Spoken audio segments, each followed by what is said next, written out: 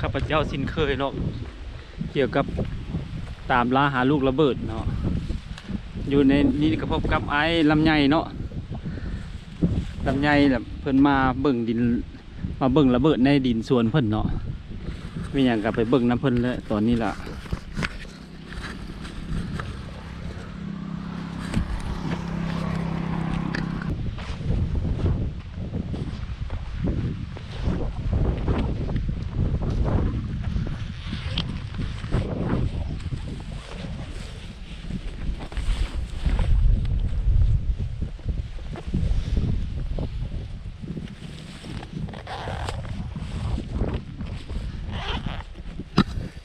นี่แหละเป็นระเบิดบอมบี้เนาะยูสฮกได้บอกให้สิได้หมายเอาจุดพิกัดเพิ่นเลยเนาะ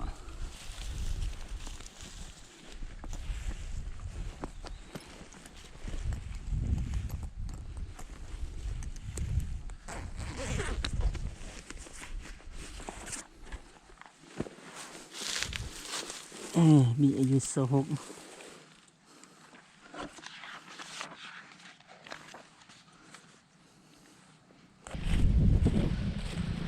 พอลูกระเบิดมันหลายเนาะเตนี่เพราะว่าในการจูดให้เพิ่นกับว่ามีเสียงแตกอืมอืม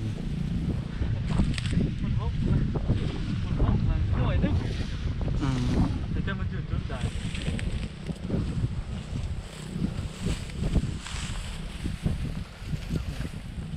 นี่เดี๋ยวมีแปดคลุกโลอยู่เด้อจุดนี้นะค่อยสิเอาสีมาหมายมาให้ตัวให้กล้าใกล้มันต้องรักใกล้กับบุกล้ายานมันจับมาจุดเดี๋ยว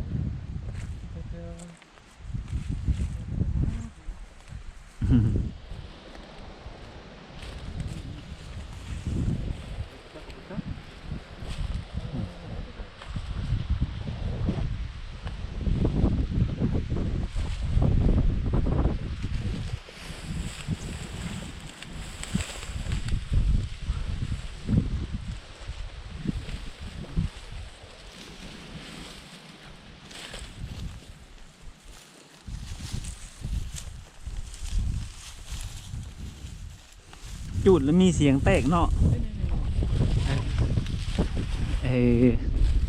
ดีลูกระเบิดเนาะ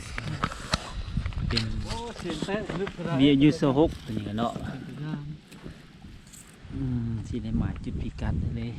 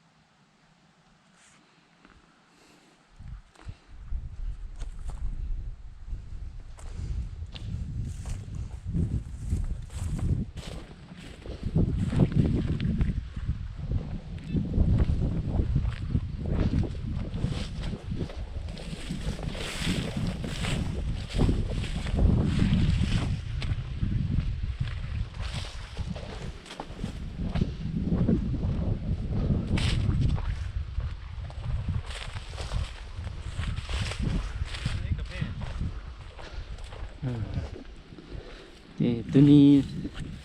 เป็นผิวของบ่มตัวนี้สีอันนั้นบ่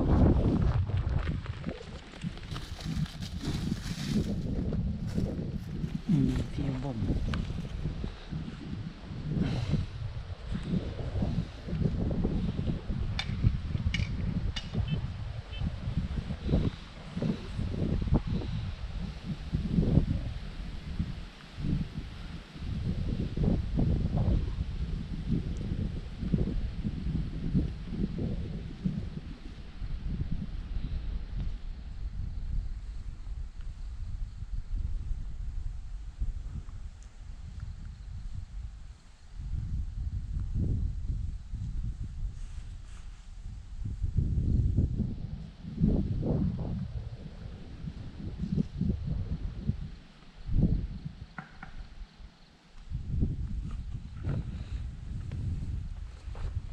อืม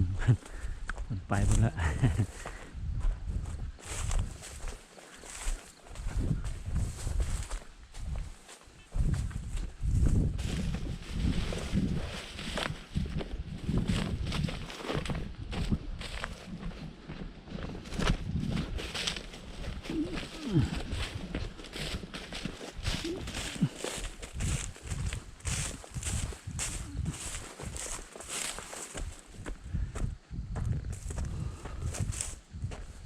ทางปีกายนี่บ่ไอ้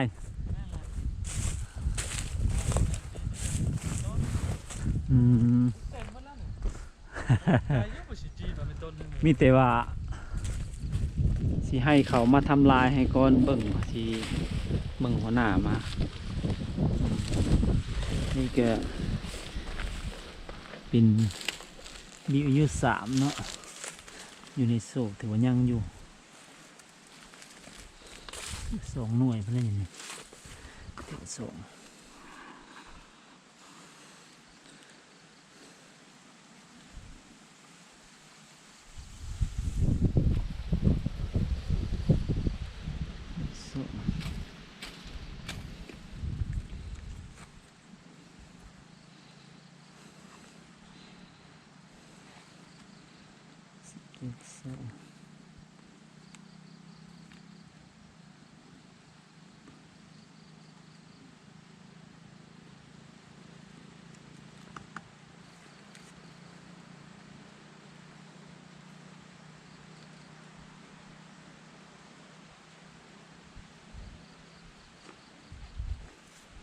ของนี่ดินทั้งต้นล่ะ อืม ตามรอบข้องโหนี่พ่อกองไว้ทั้งพุ่นล่ะแต่บนนี้เนี่ย อืม ถ้ามาแล้วจังไปหาล่าให้ล่ามาหาก็ได้ อืม แล้วก็ผมด้วย มีแต่แนะนำเรา ให้เรามาเบิ่งเลย สมัยนั้นแหละพ่อเอ็ดหน้านั่นแหละพ่อกองไว้ตามข้างโหมัน อืม พ่อจับพ่อจับกองไว้เด้อโอ้ยาแล้ว บ่มีความจำเป็นจะไปเฮ็ดมันได้มันเตะได้ตัวนั้น อันนี้อันที่ว่าน้องให้เห็นนะ อืม ตอนน้องสูดลูกสลุเลยป้ายชิลินยอดแดงๆสลานน้องไปเก็บเอา อืม แล้วมันใส่ขี้เยอะ ตัวนี้ก็เป็นคุมบ่มที่เขาทิ่มในปางสงครามตัวนี้เนาะ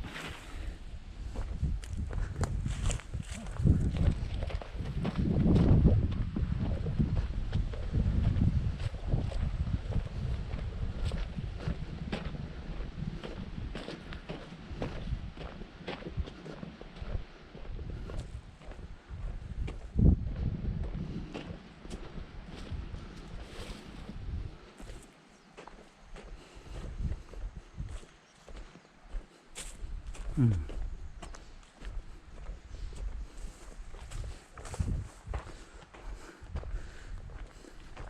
อันนี้ก็เป็นเบียร์ยูสหกเนาะอยู่ในโพนให้เพิ่นคือกันตัวนี้ก็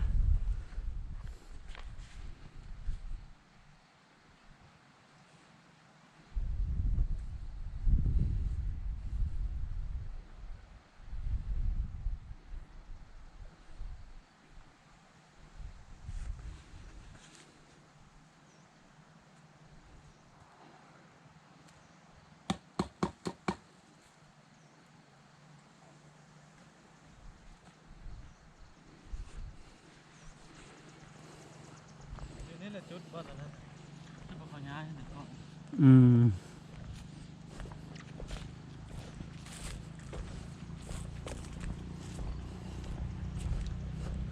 เถียงเพิ่นเนาะนี่นะครับ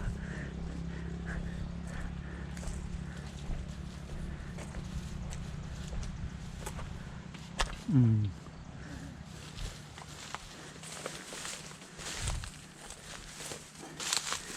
นี่ก็มีเอลยูสหกเนาะจมดินอยู่ในนึงเนาะ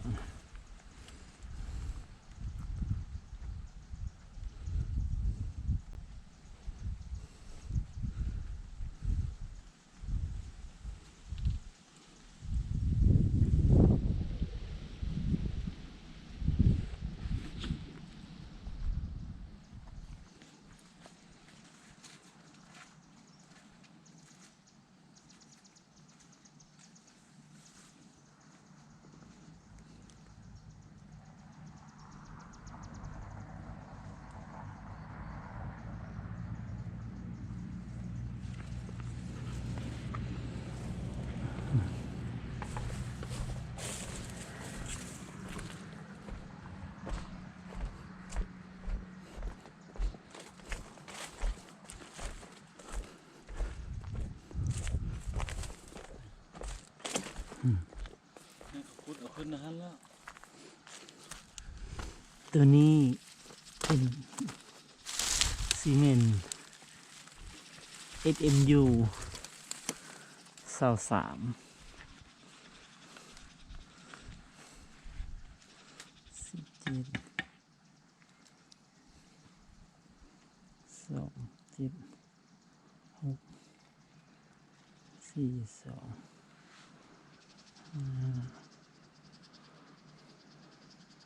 7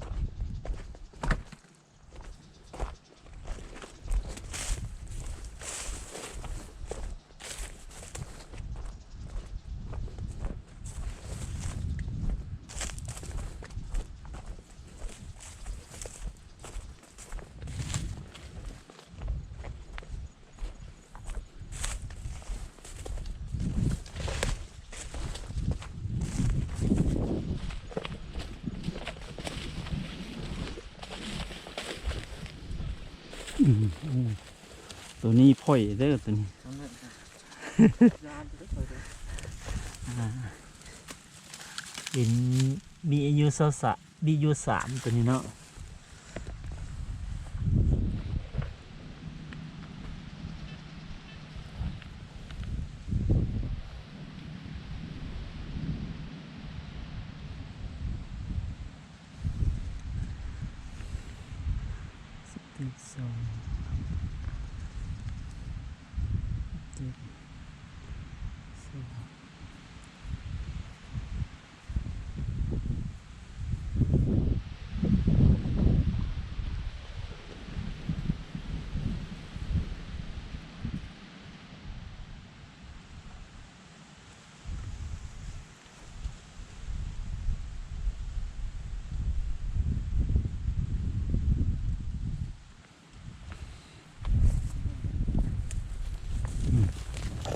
เป็นตะต้องนะเดี๋ยวนี้ก็ได้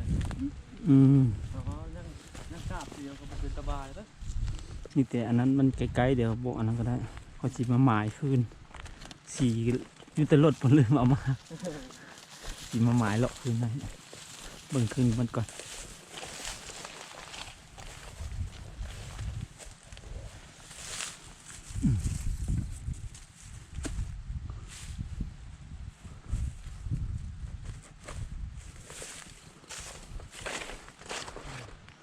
ยังหลายหน่วยเท่านั้น อันนี้สิเป็น VAU 3อยู่ในท่อส่งเนาะมันจมดินอยู่ในนี่ถือว่าจมดิน ลักเอาไปลายหน่วยลาย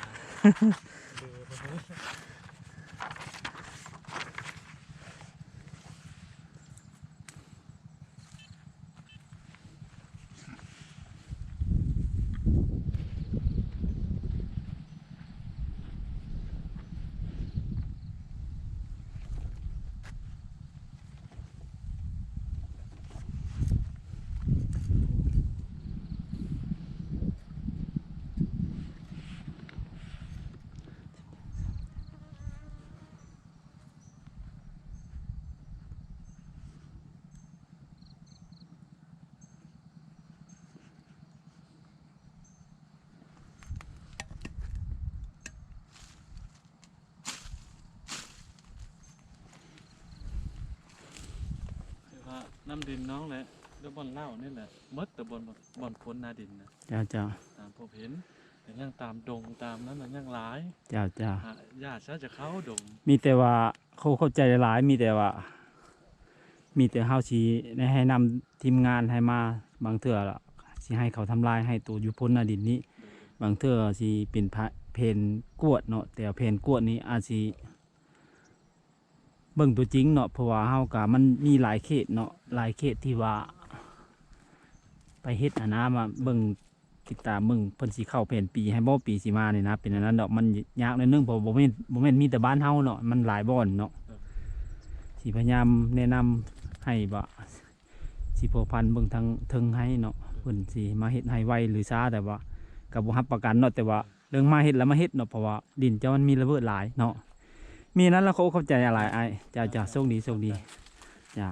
จะเยอะจังให้อัน ปวดให้เลยจ้ะ